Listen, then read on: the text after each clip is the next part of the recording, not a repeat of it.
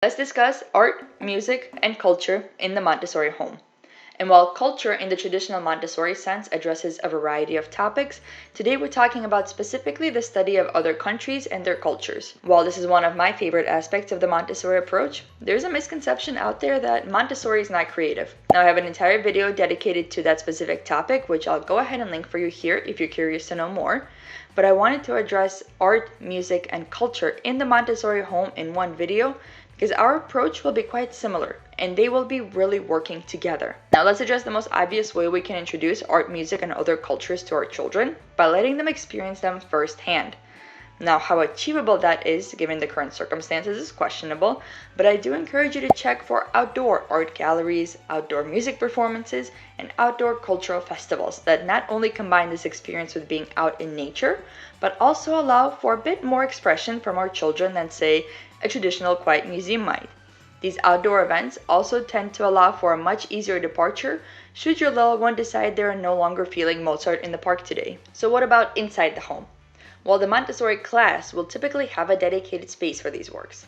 In the home, this will certainly be on a smaller scale, but if at all possible, I encourage you to carve out a space that allows your child to have access to these materials in addition to their regular shelf work. We've created a little art, music, and culture section in our playroom that's just opposite of the work shelf. Starting in this corner, we have a little table that's used for building, whether it's Play-Doh or blocks or Mega Blocks. And in the center, we've got another table, and that space can be used for additional building, or currently we've got some culture study work going on here. On the other corner is our very beloved easel that now gets daily use. The other side of the easel has a chalkboard and Stella is able to rotate it if she wants to use the chalk, but for the most part, she's really focused on crayons and painting right now. In the spring and summer, we're also going to be able to pull away the curtains so we can actually see something outside and get that much more inspired to draw something. And our newest addition here is this music and movement shelf. I noticed that Stella had stopped gravitating towards her instruments even though her love for singing and dancing had increased. So I experimented with placing a few instruments just on her shelf instead of keeping them on the floor, and she found them anew. That was my cue that we need to give them their own little special home. And you'll notice throughout the space I have artwork and photos at her eye level. Before I used to have pictures and photos of wintertime, but as we are deep in discovering all sorts of landmarks around the world, Stella demanded that a couple of the ones in her book be placed on her wall.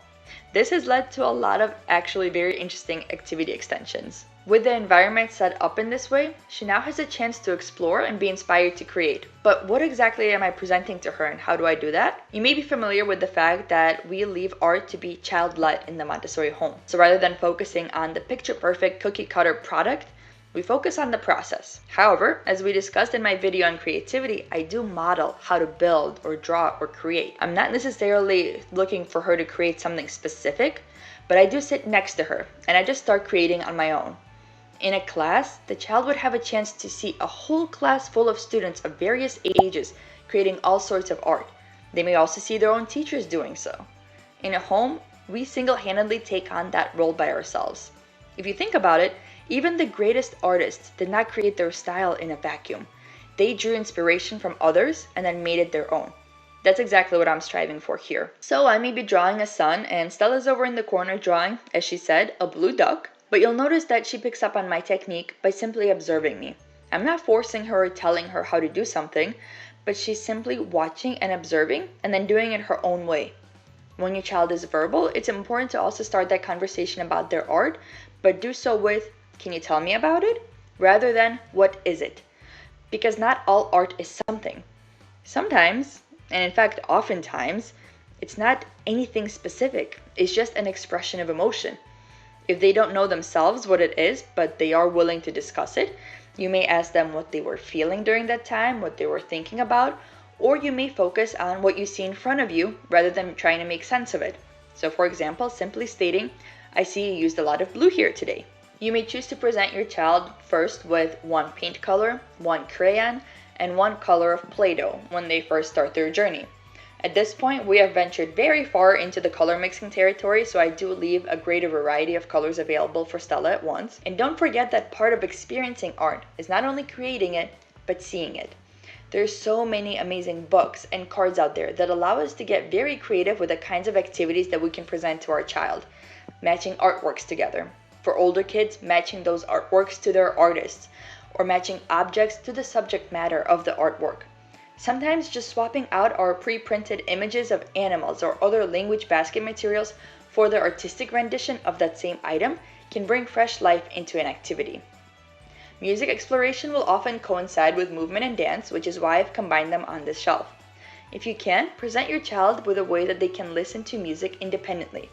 We have the Yodel player and it's been very well loved, but you can certainly find other ways for independent access to music. I'm often asked if there should be music playing while your child works, and that will really depend on your child. Having the Yodel player has really allowed Stella to make that decision on her own. It's great to also allocate time to simply listen to music with your child. Now, I'd love to say that we sit around and listen to classical music once a day, every day, but we definitely do not.